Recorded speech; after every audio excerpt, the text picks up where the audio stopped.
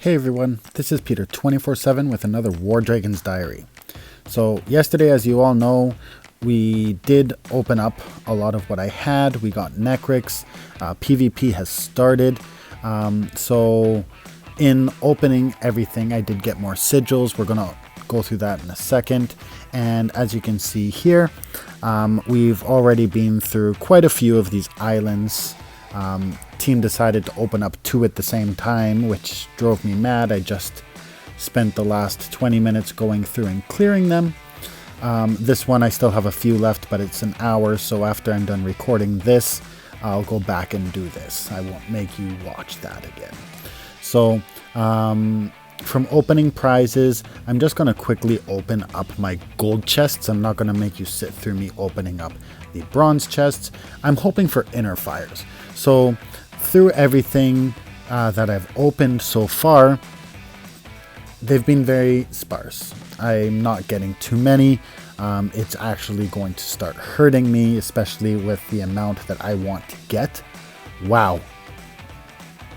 This is an amazing pull. I haven't had a pull this good in a long time.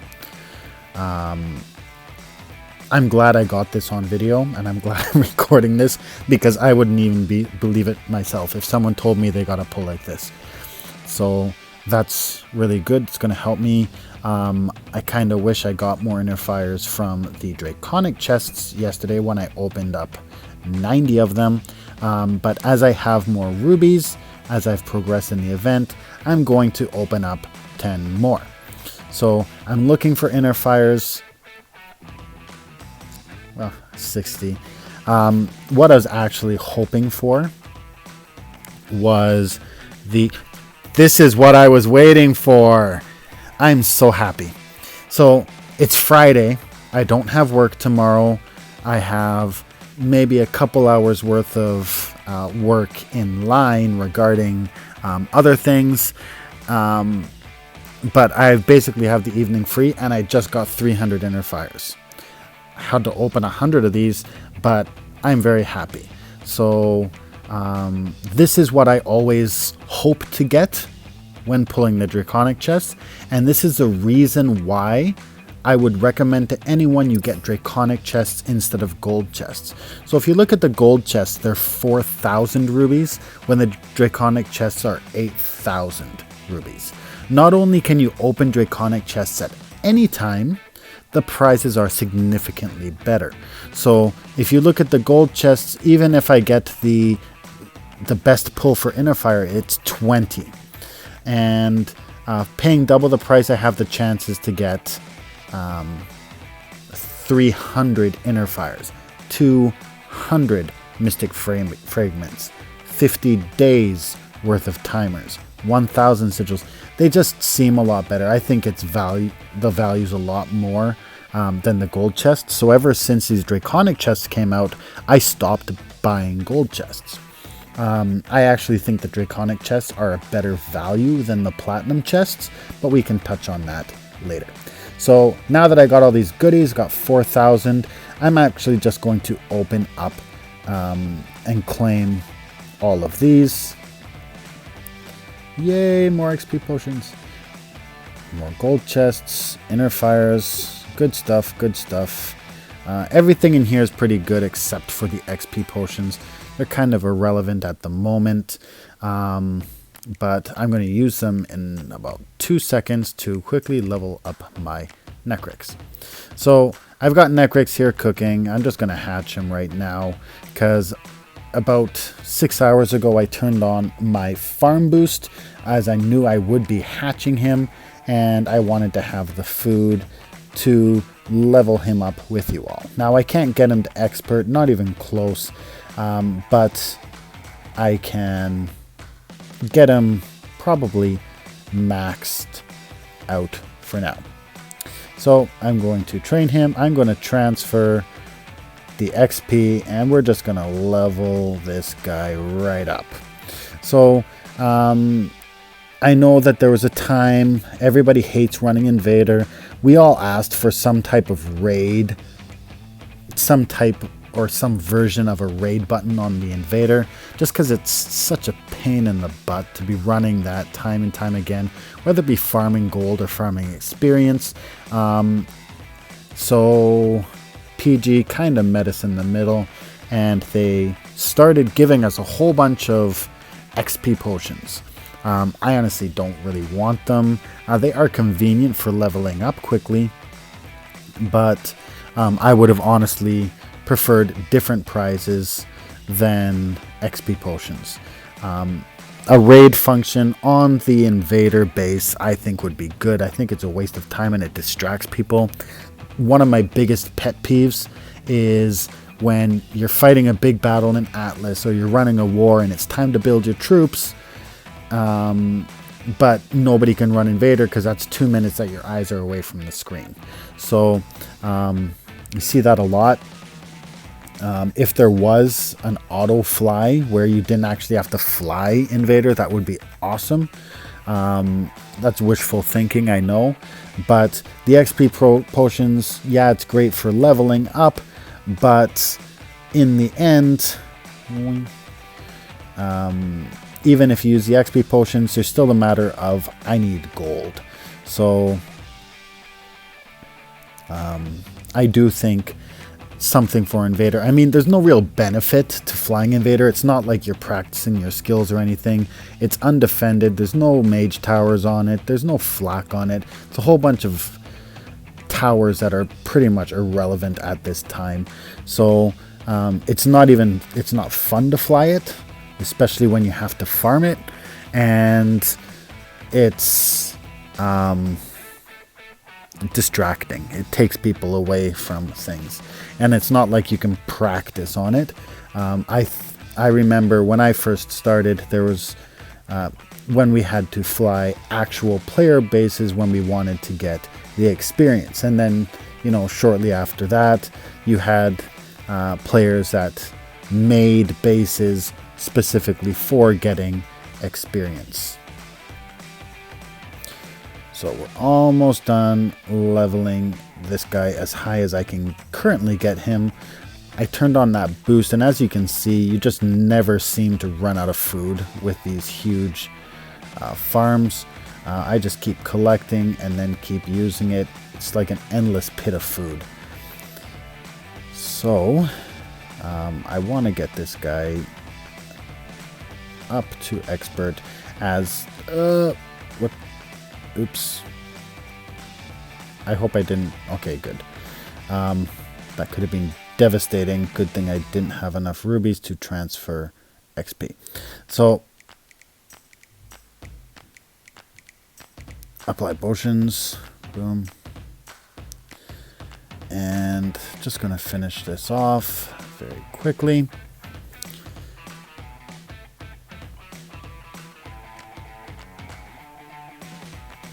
There we go. Got all the food I needed.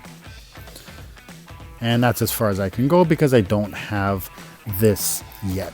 So probably next event, I want to get as far through the Necrix line as possible. Because I decided to go through it, I want to make sure I go as far as I can, so I optimize the boost. Then I can start saving again. Right now he's Harbinger, which is great because currently in this event, Harbinger is the final, the biggest tier that you can go to. So I still have time to do this. I have 53 minutes. It's very important that you maybe strategize and plan that you're opening up these islands at a time that everybody can fly them, because this is where you get your VP from the event. You get them from flying the Guardian, and you also get them from the checkpoints. So here we have each checkpoint is worth 20,000 of these guard or whatever they're called on those in the yeah, so the temple guards are there's 20,000 in each one, and those contribute to your VP, and so do the guardians. So as you build up the VP, it contributes to this number. So as you can see, the first place team, they've kind of gone crazy. They've opened up a lot of islands, and they're probably strategizing and opening up a large amount of islands at the same time where as many people are on as possible. It's very difficult to do on some teams, easier on some than others, just because some teams structure their teams to be, you know, around the clock, and some teams structure their teams to be really time zone heavy. So we do see that a lot of different strategies. There's pros, there's cons, but hey, we're not going to talk about that right now. We're going to fly some shrine elements, guardians. So when you get to the shrine, once you complete each element on the outer rim, the middle island will appear. Now in this, there are orange, one of each element, and there's harbinger, one of each element. A lot of people pick one dragon and they fly them, and I'm just going to fly through the orange today, and then I'm too lazy, so I'm going to fly the harbinger tomorrow. I know that some people struggle with some of these. I try to make it at least a little bit interesting. I could make it easier by maybe adding a rider, but we're just going to fly it with no rider because we aren't pansies, and we all know how good I fly when I'm doing these videos. That was sarcasm for those of you who do not know. A very common dragon using for these guardians is Amarok. I honestly prefer to use Oromar. Now I know that a lot of maybe newer players won't have this dragon. This was an event dragon from a while back, but I like flying him, and then I can clean up with Amarok if needed.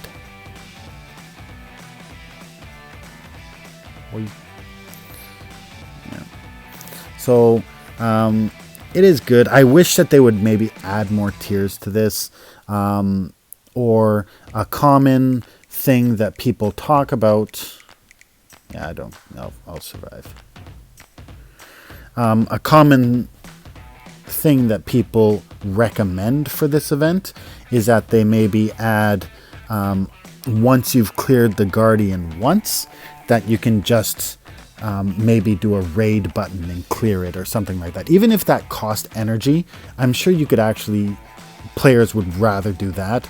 Let's say the guardians are free to fly, but you can spend 4 energy or you can spend 2 energy and skip that. Because honestly, once every couple months we have this event, and there are some teams that'll do the guardians literally 30 or 40 times, and it's just ridiculous. We'll end up doing it maybe 20 times. The health along the entire ring of islands, so each island, the amount of HP to get from checkpoint to checkpoint and then ultimately finish it, is significantly larger than some of these, some of the smaller teams, but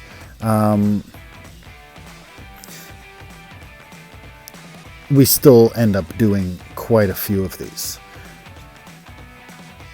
So this is the one that I find probably the most difficult.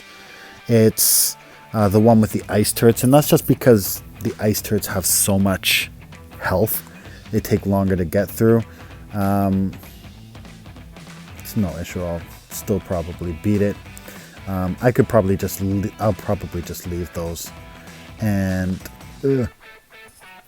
come through with my Oromar and his death gaze. I should have just ignored them and focused on the other stuff that was killing me. So yeah, definitely. I think a raid button or something. You know, the first time you clear an island, maybe on each island, sure, why not? Maybe you would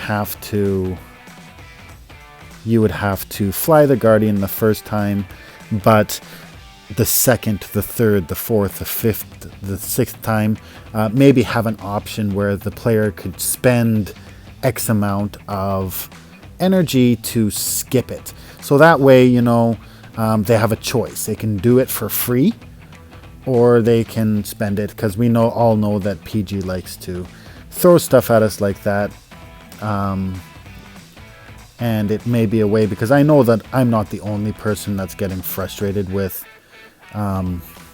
running these Guardian all the time. And yes, we need the VP to place well in the event, so we pull. I end up waking up in the middle of the night when our European players open up these islands as well, because we'll send an act group. I make sure when I go to bed, usually during the day, I'm in game often, so I'll turn my phone on to do not disturb, which is I recommend everybody, while you're in game, turn on do not disturb. That way you won't get notifications. Most people playing WarDragons have line as well, and those things will pop up at you, the notifications, someone texts you or whatever, and you're flying a hunter and you accidentally click that banner and you lose a run. I hate it the most when I'm in Atlas, because I'll lose troops, because I'll die. And yeah, so I do recommend doing that.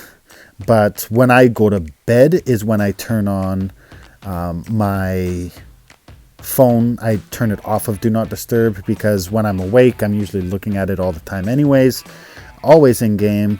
But when I go to bed, I turn on the notifications so that if there's an emergency, people can get a hold of me. I'm very passionate about the game that way. Always have been. As you can see here, back on topic to the Guardians, but I put the invert projectiles. This is a good look at the base before you fly it. So these Shrine Guardians, they shoot stuff faster at you. They're significantly stronger.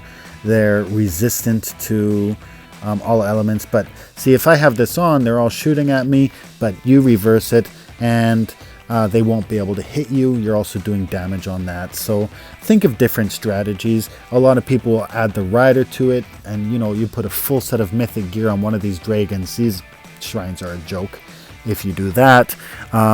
But not everybody has mythic gear. Not everybody has riders. I'm doing these runs without riders to show everybody that you can do it whether you have a rider or not.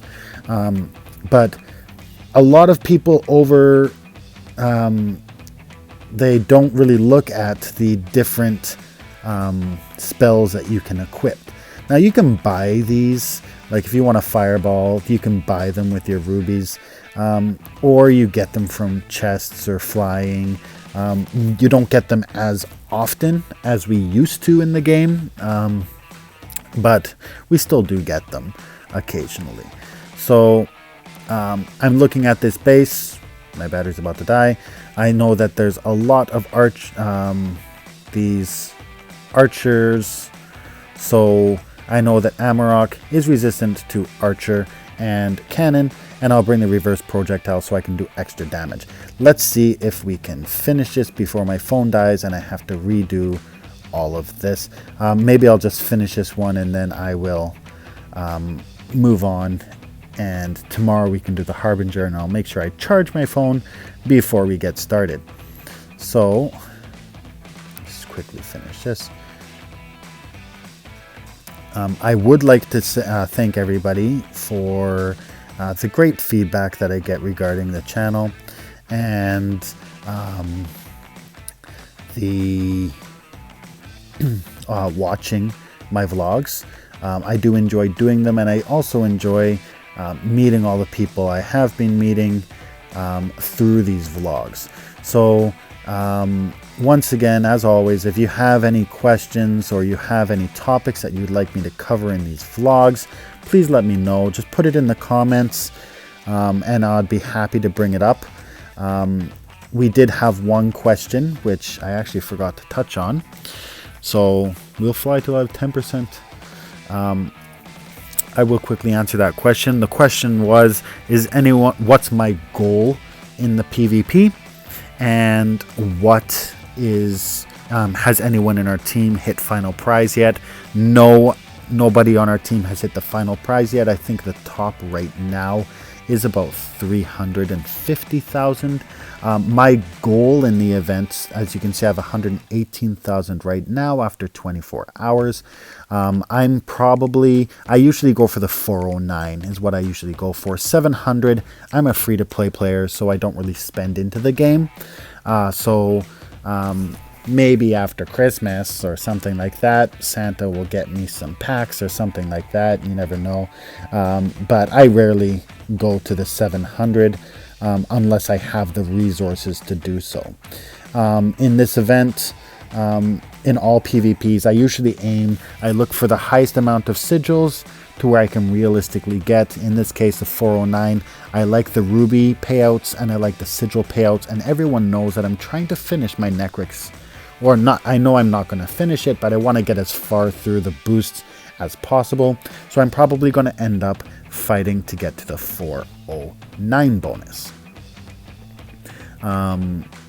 So in summary, it's a great event. What I would recommend to PG is maybe these islands. All of these we've opened a couple times each. Maybe once you get to the Guardian here, you would open it up and it would have an option. Attack for 0 energy, and a little thing beside that,